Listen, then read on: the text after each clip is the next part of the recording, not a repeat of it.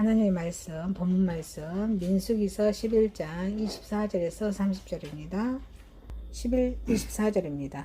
모세가 나가서 여호와의 말씀을 백성에 알리고 백성이 장로 70인을 모아 장막에 둘러 세우매 여호와께서 구름 가운데 강림하사 모세에게 말씀하시고 그에게 임하냐는 70 장로들에게 임하게 하시니 영이 임하신 때에 그들이 예언을 하다가 다시는 하지 아니하였더라. 그 기준들 미타 엘라시라 하는 자와 메다시라 하는 자 두 사람이 진영에 매물고 장막에 나아가지 아니하였으나 그들에게도 영이 임하였으므로 진영에서 예언한지라. 한 소년이 달려와서 모세에게 전하여 이르되 엘다과 메다시 진중에서 예언하나이다 하며 택한 자 중 한 사람이 그 모세를 섬기는 눈의 아들 여호수아가 말하여 이르되 내 주 모세여 그들을 말리소서. 모세가 그에게 이르되 네가 나를 두고 쉬게 하느냐. 여호와께서 그의 영을 그의 모든 백성에게 주사 다 선지자가 되게 하시기를 원하노라. 모세와 이스라엘 장로들이 진중으로 돌아왔더라. 아멘. 마가복음 9장 38절에서 48절입니다. 38절입니다. 요한이 예수께 여짜오되 선생님 우리를 따르지 않은 어떤 자가 주의 이름으로 귀신을 내쫓는 것을 우리가 보고 우리를 따르지 아니하였으므로 그러했나이다. 예수께서 이르시되 금하지 말라. 내 이름을 의탁하여 능한 일을 행하고 즉시로 나를 비방할 자가 없느니라. 우리를 반대하지 않은 자는 우리를 위하는 자니라. 누구든지 너희가 그리스도에 속한 자라 하여 볼 한 그릇이라도 주며 내가 제일시로 너희를 이르노니 그가 결코 상을 잃지 아니하느니라. 누구든지 나를 믿는 이 작은 자들 중 하나라도 실족하게 하며 차라리 연자매들의 목에 매어 던져지는 것이 나으니라. 자손을 번제하게 하거든 찍어버리라. 장애인도 영성에 들어가는 것이 두 손을 가지고 더욱 꺼지지 않는 불에 들어가는 것보다 나으니라. 만일 내 발이 너를 범죄하게 하거든 찍어버리라. 헬쳐는 자로 영성에 들어가는 것이 지고 시옥에 들어가는 것보다 나으니라. 만일 내 눈이 너를 범죄하게 하거든 빼어버리라. 하늘로 하나님의 나라에 들어가는 것이 두 눈을 가지고 지옥에 던져지는 것보다 나으니라. 거기에서는 구더기도 죽지 않고 불도 꺼지지 아니하느니라. 아멘. 야고보서 5장 1절에서 6절입니다. 1절입니다. 들으라 거한 자들아 너에게 임할 고생으로 말미암아 울고 통곡하라. 너희 재물은 썩었고 너희 옷은 젖먹었으며 너희 금과 은은 녹이 쓸었으며 이 녹이 너희에게 증거가 되며 같이 너희 살을 먹으리라. 너희가 말세 재물을 쌓아두라. 보라 너희 밭에서 추수한 콩고에게 주지 아니한 삭시 새를 지르며 그 추수한 자의 우는 소리가 만군의 주의 귀에 들려옵니다. 너희가 땅에서 삭제하고 방황하여 살리게 내려 너희 마음을 살찌게 하였도다. 너희는 의인을 정죄하고 죽였으나 그는 너희에게는 대항하지 아니하였느니라. 아멘. 자, 본문 말씀 민수기서 11장 24절에서 30절, 마가복음 9장 38절에서 48절, 야고보 5장 1절에서 6절 말씀으로 제목을 탐욕은 죽음입니다. 탐욕은 죽음이란 제목으로 오늘 받고자 하겠습니다. 첫 번째, 탐욕은 죽음의 무덤입니다. 탐욕은 죽음의 무덤입니다. 죄인의 무덤은 항상 우리가 생각하는 것보다 훨씬 우리 곁에 가까이 있습니다. 이스라엘 백성 중에 많은 이들이 탐욕을 품었을 때 파멸이 바로 그들에게 내려졌습니다. 우리 하나님 여호와께서는 이렇게 당신의 불로 이스라엘 백성을 태우실 것은 여호와께서 내릴 재앙의 신호를 횃불에 불과한 것이라고 말씀하셨습니다. 그래서 민수기서 16장 32절에 이스라엘 백성 중에서 특권을 누리고 있는 자들에게도 죄를 진 자에게는 여호와의 그러한 재앙이 내려졌습니다. 탐욕은 죽음의 무덤입니다. 이스라엘 백성 중에 섞여 사는 무리가 탐욕의 죄를 저질렀습니다. 이스라엘 자손도 탐욕을 품게 되었습니다. 금지된 것들에 대해서 제어하지 못하고 그런 욕망을 품었습니다. 그럼 누가 탐욕의 죄를 저질렀을까요? 자, 민수기 11장 4절을 보니까 이스라엘 백성 중에 사는 무리라고 하셨습니다. 이스라엘 백성 안에는 상당수의 다른 민족들이 섞여 있었습니다. 이 세상의 세속적인 사람들과 어울릴 때 우리는 필요없고 세상의 것들에 대해서 탐욕을 품게 됩니다. 우리가 세상에서 악에 빠지지 않도록 우리 예수 그리스도께서는, 하나님 아버지께 예수님께서는 구원을 완성하신 우리 예수님께서 요한복음 17장 15절에 하늘을 우러러 우리를 중보기도 하십니다. 그래서 내가 비옵는 것은 그들을 세상에서 데려가시기 위함이 아니요 다만 악에 빠지지 않게 보존하시기 위함이라. 이렇게 예수님께서 저와 여러분들께서 중보기도 하고 계십니다. 탐욕은 죽음의 무덤입니다. 탐욕은 이스라엘 백성들에게 어떤 영향을 미쳤을까요? 이스라엘 백성들은 여호와께서 주신 것에 대해서 중후심을 품었습니다. 그래서 민수기 11장 6절에 이제는 우리의 정력이 쇠약하되 이 만나에는 보이는 것이 아무것도 없도다. 이렇게 하늘에서 만나가 내려져서 그 이스라엘 민족들을 이렇게 세우죠. 그들의 생명을 보아야 됐지만 이제 그거는 이스라엘 백성에게나 떼어 만나는 경멸 받는 것이 되었습니다. 우리가 여호와의 은총에 예수 그리스도와 그 하나님 구원을 계획하신 그 하나님의 말씀에 재미가 없고 또 실증이 나는 것을 느껴진다면 그것은 우리의 마음이 여호와 그런 하나님과 관계가 올바른 관계를 맺고 있지 못하기 때문입니다. 이 세상에 대한 그런 사랑으로 인하여 많은 사람들이 냉담하게 되었습니다. 그래서 만나는 기름을 섞인 그런 과자 맛을 지니고 항상 신선한 맛을 지닌 것이었습니다. 이렇게 우리가 성령이 우리를 구원으로 인도하시죠. 죄를 짓지 않고 하나님 예수님 닮아가는 삶을 인도하시는 성령이 있습니다. 이 성령님의 권능을 부여받은 저 여러분은 하나님의 여호와의 말씀은 항상 신선하고 새로운 것으로 늘 느껴야 될 줄 믿습니다. 그래서 탐욕은 죽음의 무덤입니다. 그래서 우리 여호와의 하나님 말씀이 주어졌습니다. 그래서 모세의 기도에 응답하여 여호와께서는 당신의 약속을 주셨습니다. 여호와의 종된 자의 짐을 덜어줄 것을 약속하셨습니다. 그래서 민수기서 11장 17절에 내가 강림하여 거기에서 너와 말하고 네가 임한 신을 그들에게서 임하게 하리니 그들이 너와 함께 백성의 짐을 담당하고 너 혼자 지지 아니하리라. 너 혼자 지지 아니하리라 라고 말씀하십니다. 그래서 장막에 들려서 우리 70인 장로들에게도 여호와께서 임하셨으나 그 당시에는 여호와께서 임하셨을 뿐 더 이상 그들에게 권능이 부여되지는 않았습니다. 우리 지혜의 권능의 영은 그런 모세에게 주어진 것으로는 충분하였기 때문입니다. 그러나 그들 모두에게 여호와께서 임하셨음을 주의 깊게 보십시오. 자, 누가복음 24장 부활장이죠. 49절 보니까 너희는 예수 그리스도께서 너희는 이로부터 능력을 입히울 때까지 이 성에 요하라 그랬어요. 이 성에 요하라 이렇게 말씀하십니다. 이 성에 요하라. 자, 탐욕은 죽음의 무덤입니다. 무서운 재앙이 탐욕을 품은 무리들에게 던져졌습니다.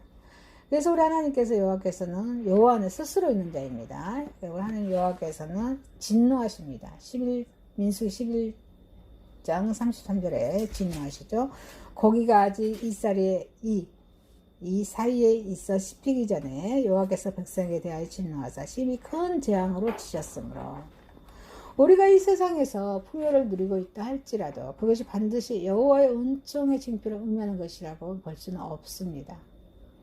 그래서 시편 78편 30절에 저희가 그 욕심에서 떠나지 아니하고 저희 식물이 아직 그 입에 있을 때 하나님이 저희를 대하여 노를 바라자 저희 중 살찐 자를 죽이시며 이스라엘의 청년을 쳐 엎드려 뜨리셨도다. 이 말씀은 이 세상의 탐욕스러운 풍요가 오직 여호와의 재앙의 근원이 된다는 사실을 잘 보여줍니다. 여러분, 잘 나가고 번창하십니까? 그러면은요, 우리 인간은 간음죄도 짓게 되고요, 눈이 다른데 돌려집니다. 간음을 짓게 되면 어린아이들 성추행과 성폭행하거나 어때요? 재앙으로 그 집안이 몰락합니다. 살아갈 수가 없어요. 밝혀지게 돼 있습니다. 우리 죄는요. 그렇습니다. 오늘 본문 말씀에서도 그 재앙이 된다고 말씀하고 계십니다. 그래서 이 시편 78편 30절 말씀에서도 이 세상의 탐욕스러운 풍요가 오직 여호와의 재앙의 근원이 된다는 사실을 잘 보여주고 있습니다. 우리는 이 사악한 번영함으로 우리의 영혼을 괴롭히지 말아야 될 줄 믿습니다. 오직 하늘에서 내려오는 우리 하나님의 말씀, 진정한 그런 말씀, 예수 그리스도로 인하여 영원히 즐거워야 될 줄 믿습니다. 예수의 탐욕은 죽음의 무덤입니다. 탐욕의 무덤이 생겨났습니다. 이스라엘 백성들은 여호와의 큰 재앙이 내린 것을 기브로 핫다와 이렇게 말합니다. 기브로 핫다와, 이것은 이 말씀은 이 이름은 곧 탐욕의 무덤이라 그런 말씀입니다.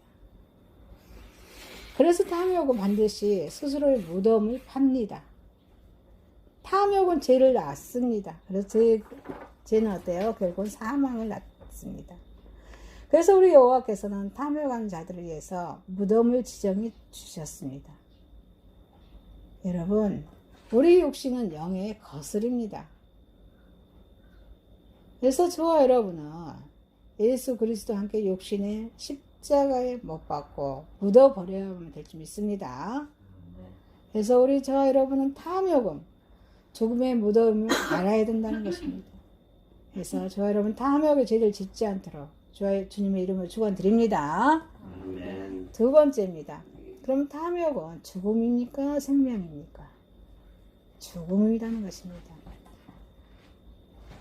그래서 본문에서도 마찬가지로 문자적으로는 이 본문의 말씀을 이해해서는 안 된다는 것입니다.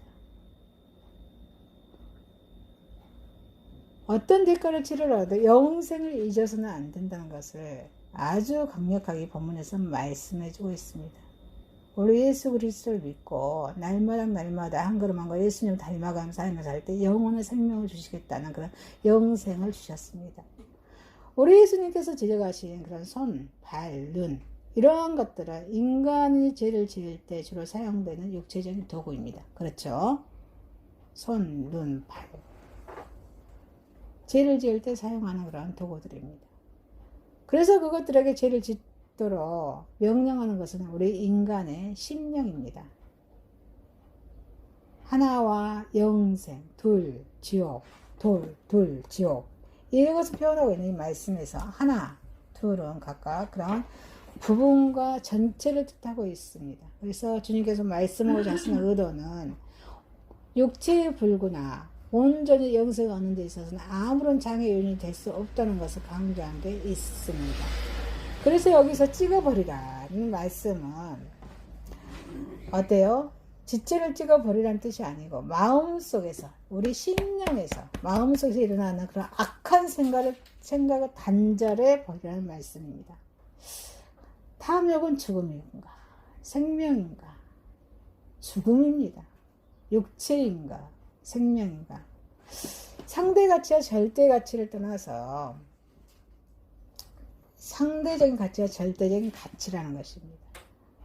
그래서 43절에 보니까 만일 내 손이 너를 범죄케 하거든 불에 들어가는 것보다 나으리라. 이 말씀에서도 말씀하고 있는 손은 다음에 나오는 발, 45절에 발 나오죠. 47절에 눈과 같은 그런 뜻으로 표현되고 있습니다. 그래서 육체들은 인간의 생명을 제외하고는 이 세상에서 가장 중요한 것들입니다. 그러나 우리 영원한 생명을 얻는 데 있어서 방해되는 것이라면 그 어떤 것이라도 희생되어야 한다는 것을 주님은 강조하고 계시는 것입니다. 우리 인간에게 있어서 우리 육체가 아무리 중요하다 하더라도 그것은 상대적인 가치일 뿐입니다. 절대적인 가치라는 것은 말씀이 아닙니다. 그래서 절대적인 가치가 생명에 의해서 상대적인 그런 가치의 모든 것을 포기해야 한다는 것입니다. 탐욕은 죽음입니까? 생명입니까? 죽음입니다. 욕망의 충족입니까? 자제입니까? 자기 통제입니다. 탐욕은 자기 통제입니다. 그래서 45절에 만일 내 발이 너를 범죄케 하고 찍어버리라. 절뚝발이 영성에 들어가는 것이 두 발로 지옥에, 두 발을 가지고 지옥에 던져오는 것보다 나으리라. 범죄는 대체적으로 제2유혹에 대한 자기 통제 능력이 결여되었기 때문에 일어납니다. 여러분, 탐욕은 자기 통제입니다. 자기 통제를 잘해야 돼요. 먹는 것도 마찬가지예요. 자기 통제를 해야 하는 것입니다. 그래서 그 요한일서 2장 16절에 육신의 정욕과 안목의 정욕과 이생의 자랑으로 가득 차 있는 이 세상에서 자기 제어 능력이 없으며 제의 유혹에 빠지기 쉽습니다. 자기 제어 능력이 있어야 한다는 것입니다. 아니십니까? 네. 이런 모든 정욕을 제어해야 합니다. 정욕을 억제하고 버림으로써 그런 인생에 저른바리처럼 된다 하더라도 그것이 영생을 얻기 위한 것이라면 그렇게 해야 한다는 것입니다. 그래서 야고보서 1장 14, 15절 말씀하십니다. 오직 각 사람이 시험을 받는 것은 자기 욕심에 끌려 미혹됨이니 욕심이 잉태한 데 죄를 낳고 죄가 장성한 즉 사망을 낳으니라 말씀하십니다. 여러분, 탐욕은 죽음입니까? 생명입니까? 죽음입니다. 육체의 통제 능력입니다.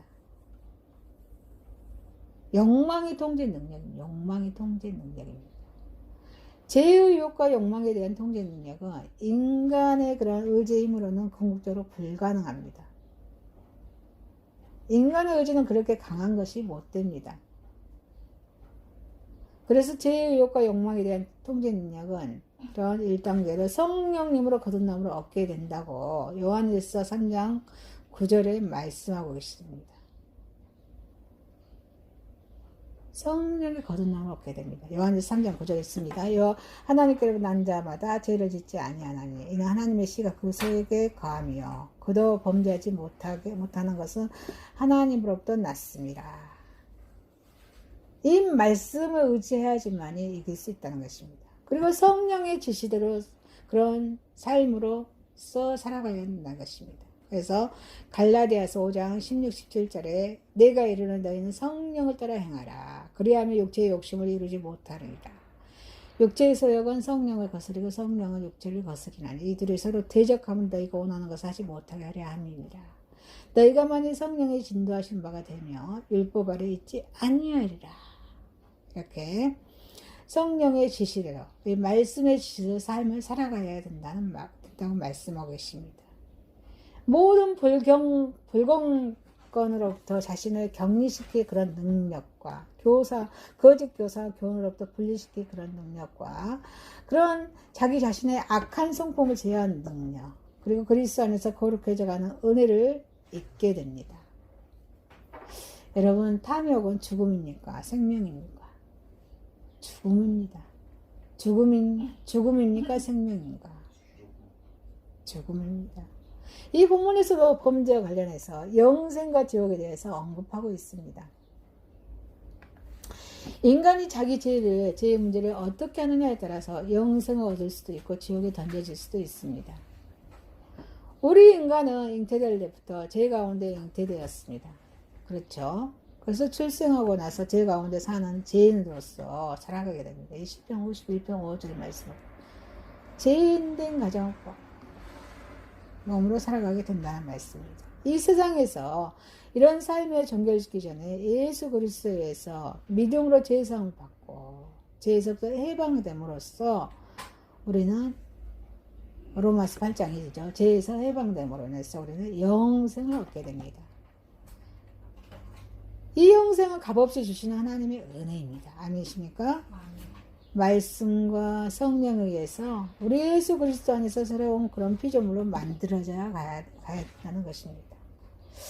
그렇지 아니하고 죄의 유혹에 빠져서 죄의 노예가 되어서 살면은 영원한 불못 속에 들어가게 됩니다. 이게 43절의 말씀이죠. 그래서 그리스도에는 있으면 영생은 없고 죄 아래에 있으면 어때요? 죽음에 이른다는 말씀입니다. 그래서 요한복음 17장 3절에 예수님의 중보기도장이죠. 영생은 참 유일하신 참 하나님과 그의 보내신 자 예수 그리스도를 아는 것입니다. 영생은 예수 그리스도를 아는 것이다 말씀하고 계십니다. 여러분, 탐욕은 죽음입니까? 생명입니까? 죽음입니다. 저와 여러분은 이 탐욕은 죽음임을 알아야 한다는 것입니다. 탐욕의 죄를 짓지 않는 저와 여러분 되시길 주님의 이름으로 축원드립니다. 아멘. 세 번째입니다. 탐욕은 죽음이므로 노동자에 대한 정당한 보수를 주어야 합니다. 여러분들은 다 사업장의 오너입니다. 그래서 이 본문에서 야고보서 본문에서 이 시대에 우리 저와 여러분이 살아가야 할 그런 신앙적인 그런 자세에 대해서 교훈해주고 있습니다. 부자들은 어때요? 노동자와 고용자를 어떻게 착취하고 또 그들이 받을 고통이 무엇인가에 대해서 경고하고 있습니다. 이 구약의 하나님 말씀의 구약의 선지자들이 권력자 부원자들 공격하였던 것처럼 그들의 인권 유린과 착취와 정당한 모습으로 지급하지 아니한 죄를 신랄히 비난하는 것입니다. 노동자에 대한 정당한 임금을 지불하지 아니하고 착취하여서 모든 재산에 대해서 그 재물은 이미 썰었고 그 화려한 옷은 젖먹었고 또 금고에 쌓아놓은 그들의 금과 은은 이미 녹이 쓸었고 그 녹이 증거가 돼서 불같이 살을 먹으리라고 이렇게 말씀하고 있습니다. 그래서 이 부자들은 죄가 어떤 것인지 잘 나타내주고 있습니다. 탐욕은 죽음입니다. 그래서 노동자에 대한 정당한 보수를 주어야 된다고 말씀하고 있습니다. 이 노동자에 대한 정당한 품삯을 지불하지 않는 것은 큰 죄입니다. 4절에 보라 너희 밭에 추수할 품꾼에게 주지 아니한 삭시 소리 지르면 추수한 자의 우는 소리가 만군의 주의 귀에 들렸느니라.